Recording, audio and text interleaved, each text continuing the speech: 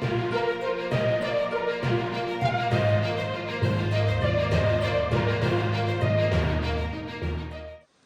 address the emerging fervor for domestic tourism, Honorable Speaker, sir, projects for port connectivity, tourism infrastructure, and amenities will be taken up on our islands, including Lakshadweep.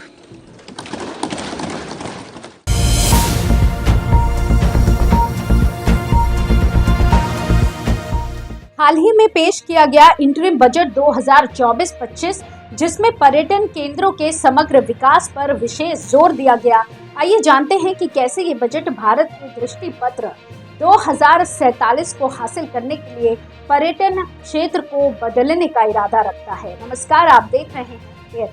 Bharat की वित्त मंत्री निर्मला सीतारमण ने संसद में पेश किए गए अंतरिम बजट 2024-25 में पर्यटन केंद्रों के समग्र विकास पर जोर दिया है। उन्होंने कहा है कि विकसित भारत के दृष्टि पत्र 2047 को हासिल करने के लिए पर्यटन केंद्रों का समग्र विकास आवश्यक है।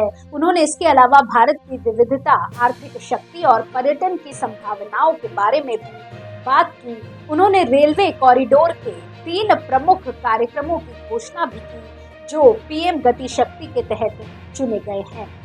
वित्त मंत्री निर्मला सीतारमण ने अपने बजट भाषण में कहा कि राज्यों को प्रतीकात्मक पर्यटन केंद्रों का समग्र विकास करने के लिए प्रोत्साहित किया जाएगा और उन्हें वैश्विक स्तर पर उनका ब्रांडिंग और विपणन करने के लिए मदद दी जाएगी। उन्होंने कहा कि ऐसे विकास के लिए राज्यों को मिलान आधार पर दीर्घकालिक ब्याज मुक्त ऋण प्रदान किए जाएंगे।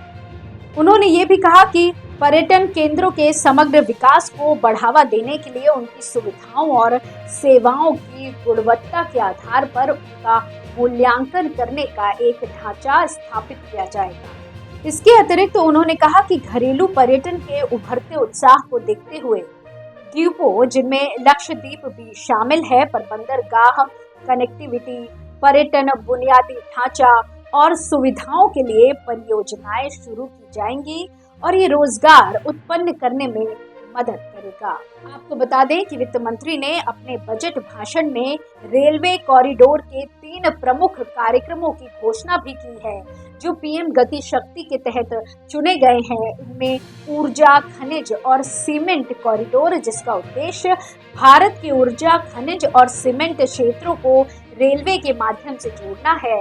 इससे इन क्षेत्रों की आपूर्ति और मांग को पूरा करने में मदद मिलेगी। इस कॉरिडोर की लागत लगभग 1.5 लाख करोड़ रुपए है। इसके अलावा बंदरगाह कनेक्टिविटी कॉरिडोर के माध्यम से प्रमुख बंदरगाहों को रेलवे से जोड़ना और भारत का समुद्री व्यापार और अंतर्राष्ट्रीय सहयोग बढ़ाना सरकार की मंशा है। इस कॉरिडोर की लागत लगभग 1 लाख करोड़ रुपए है। उच्च यातायात घनत्व कॉरिडोर का उद्देश्य भारत के उच्च यातायात घनत्व वाले क्षेत्रों को रेलवे के माध्यम से जोड़ना है। इससे भारत की जनसंख्या, औद्योगिक, कृषि और शहरीकरण की आवश्यकताओं को पूरा करने में मदद मिलेगी। इस कॉरिडोर की लागत लगभग 2 लाख करोड़ रुपए है। वित्त मंत्री ने कहा कि ये कार्यक्रम बहुमोडल कनेक्टिविटी को सक्षम करेंगे। वे लॉजिस्टिक की कुशलता और लागत को बेहतर बनाएंगे।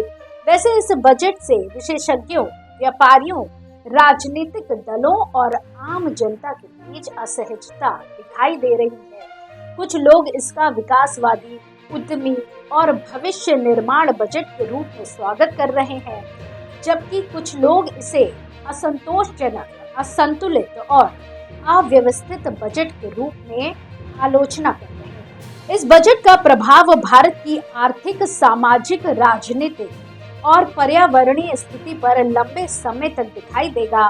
इस बजट की सफलता और विफलता का मापदंड ये होगा कि कितनी देर तक और कितनी तेजी से अपने लक्ष्य और योजनाएं पूरी करता है। इस तरह की और खबरों के लिए जुड़े रहिए एयर न्यूज के साथ। धन्यवाद।